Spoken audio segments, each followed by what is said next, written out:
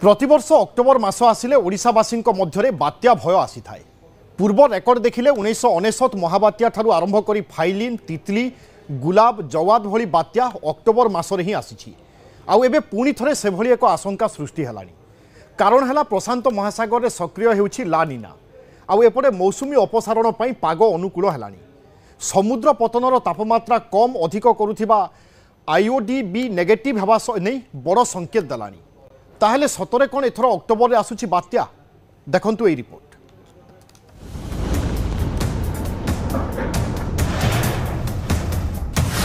October शेषे आसुची कि बड़ बात्या?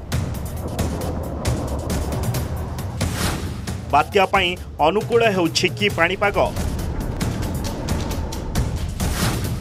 ला निनार प्रभाव को नहीं भी बढ़िला चर्चा। ए होछि सही आकलन जहाकु नहीं बढ़िलाणी बात्या भय। अक्टोबर को नहीं पुणी सृष्टि हेलाणी नुआ आशंका। सतरे कण बात्या पई अनुकूल हेलाणी परिवेश। साधारणतः अक्टोबर मास को बात्या प्रवण ऋतु बोली कहा जाए। कारण है एही समय रे मौसुमी अपसारण हुए और बंगोपसागर रे सृष्टि होतुबा सिस्टम को अधिक घनीभूत हेबा पई कारक मौजूद रही थाए, जहाँ सिस्टम को दृढ़ीभूत करिबारे सहायक हुए, जहाँ आंध्ररू बांग्लादेश उपकूल निकटवर्ती हुए। विशेष करी पूर्व उपकूल अधिक प्रभावित हेबा मध्य नजर रही। बड़ कथा है वर्तमान समय रे सक्रिय ला निना और नेगेटिव आईओडी मध्य चिंता बढ़ाइलाणी। बात्या ऋतु पूर्वरु घारिलाणी बात्या भय। गोटे पटे सक्रिय ला निना, अन्य पटे नेगेटिव आईओडी बात्यार भय को आहुरी बढ़ाई देउछि। आईएमडी रो आकलन अनुसार प्रशांत महासागर रे सक्रिय हेबो ला निना। समुद्र पतनर तापमात्रा सांग को नेगेटिव आईओडी बात्या सृष्टि करिबारे सहायक हेबो, जहा भय को द्विगुणित करिछि। पश्चिम प्रशांत महासागर रे समुद्र पतन तापमात्रा अधिक रहिले ला निना सक्रिय हुए, यहाँ बात्या सृष्टि कराए एवं साउथ चाइना फिलिपाइन्स आड़क गति करे।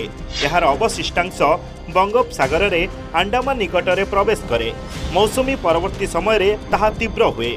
ला निना सक्रिय समय रे पूर्वर भी अनेक थर ओडिशा बात्यार सम्मुखीन होइछि। 1999 रे महाबात्या, 2009 रे आइला, 2018 रे तितली, 2021 रे गुलाब एवं जवाद एवं 2022 रे आसानी बात्या उपकूल छुईथिला। एथर भी सही सिस्टम को नहीं बढ़िलाणी आशंका।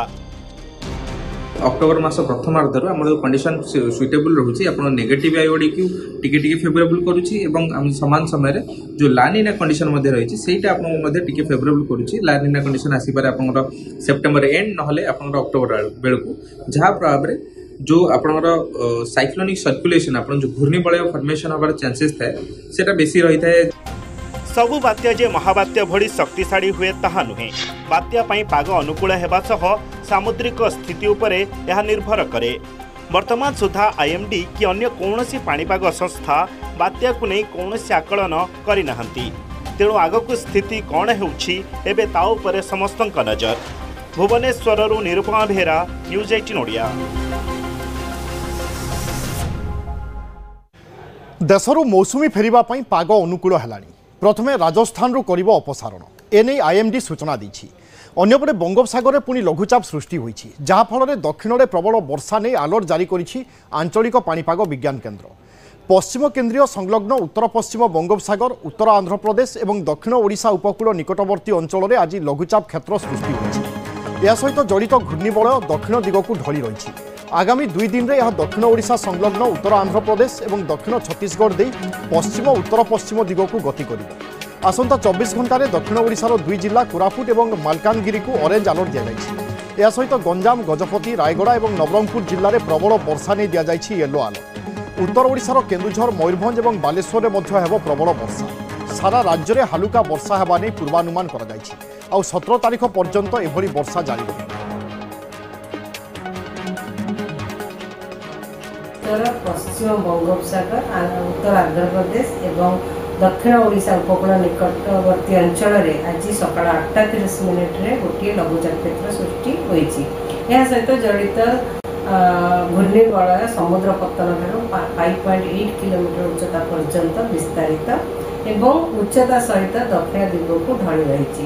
आगामी 2 दिन मध्य यह दक्षिण ओडिशा संलग्न आंध्र प्रदेश एवं दक्षिण छत्तीसगढ़ दे पश्चिम उत्तर पश्चिम दिग को गति कर संभावना रही। आउ थे भल भाव देखते ये बाबू जनकर ना होची अश्विनी कुमार पंडा। जीवन एमती कहानी रही जो कहानी शुणिले जो माने ओएस परीक्षा दौरान से माने आत्मविश्वास बढ़ी जीवो। एई बाबू जनक एएस परीक्षा देथिले किंतु गोटिए मार्क पाई एएस रे कटि जाइथिले किंतु गोटिए वर्षर परिश्रम परे बाबू जनक ओएस टॉपर हेथिले। ओएस टॉपर हबा परे तहसीलदार बनी जाइचंती एवं जेहेतु बाबू बनीचंती टिके टंका भी नहीं जाइचंती एवं भाबिचंती लांच नहीं गले किए बा धरिबो। आमे तो बड़ पदवी रे रहिचु किछि किछि टंका नेले तो भविष्य रे बड़ घर बड़ गाड़ी करी हबो। सरकारी टंका आपण केते दिन चली पारिबे लक्षे 2 लाख 2.5 लाख पाइबे किंतु एमती जदि टंका नेबे आउ केही जानि पारिबे नाही एवं एमती अनेक टंका आमे रोजगार करिनबु।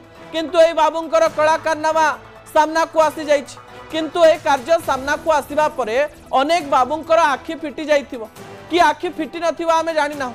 एमती अनेक गुड़िए खबर आमे प्रसारण करू जो समय रे ओएस बाबू माने आईएएस बाबू माने लक्ष लक्ष टंका लांच नहीं थांती निजर दरमा ठारो तांकर जीवन शैली बहुत अधिक।